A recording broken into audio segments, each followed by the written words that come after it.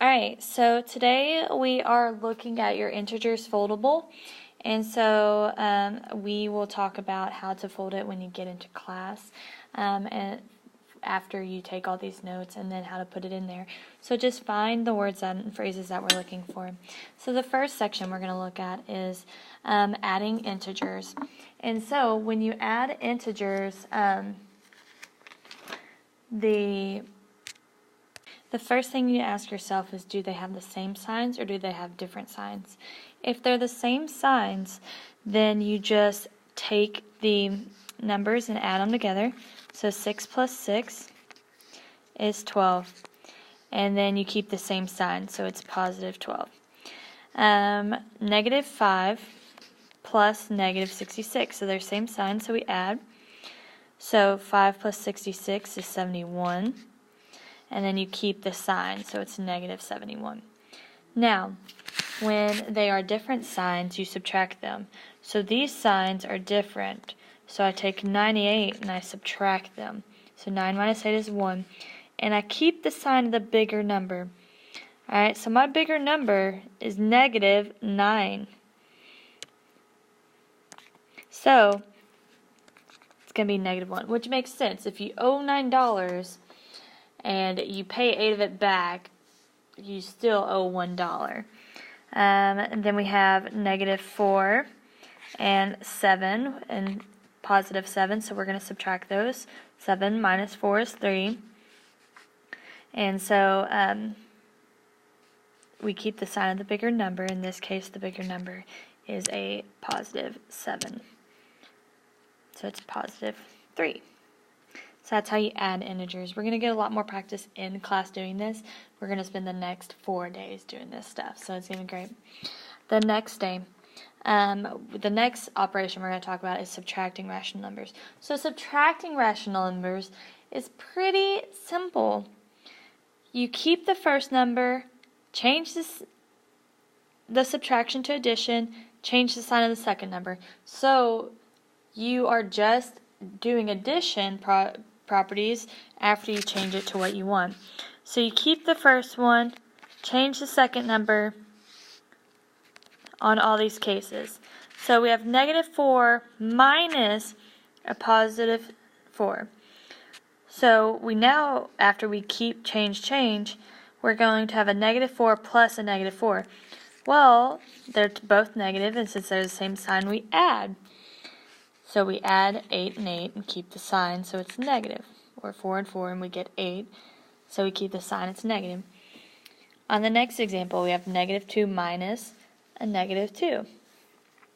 So we have keep the negative 8, change the addition to subtraction to addition, and then change the sign of the second number. So it went from a negative to a positive 2.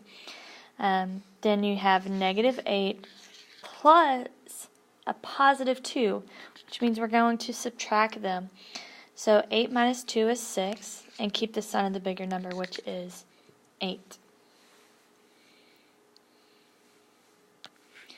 The next one we're going to talk about is multiplying and division. So multiplying and division are the exact same things.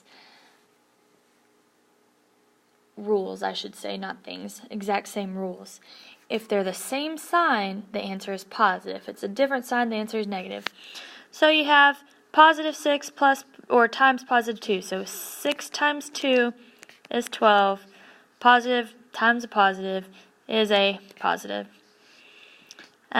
So same signs are always positive. So negative 4 times negative 4 is just positive 16. So even though they're negative, they're both turns positive. And we're going to go over this more, but if you remember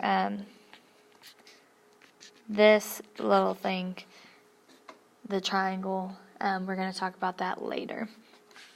But if they have different signs, the answer is negative.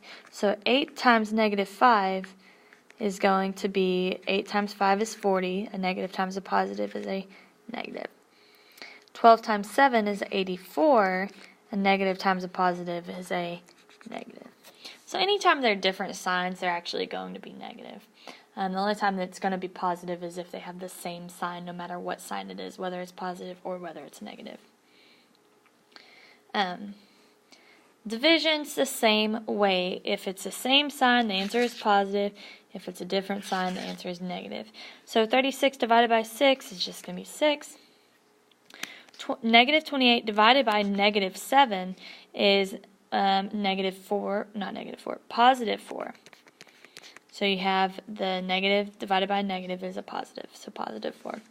Now if they're a different sign, you have 51 divided by 3, that is 17. And since they're different signs, it's going to be negative. 12 divided by negative 2, a positive divided by negative is going to be a negative. 12 divided by 2 is 6. So there's a couple of different ways you can do this. You can start with the sign first. Say positive times positive equals positive. And write positive down. Or negative times positive is negative, and write negative down. And then you can say, well, 5 times 5 is 25, and then write 25 down. Or you can do where you do the opposite first. So you do 12 divided by 2, which is 6, and then say a positive divided by a negative is a negative. So it just depends on your personal preference. Again, we're going to do lots of practice this week during these. Just if you have any questions, make sure you write them down. If you feel confident, maybe put a thumbs up. On the back, write your questions. That way you can glue it down later and not look at them. Whatever you want to do to feel confident. If you don't understand something, circle it. We will talk about all this during class.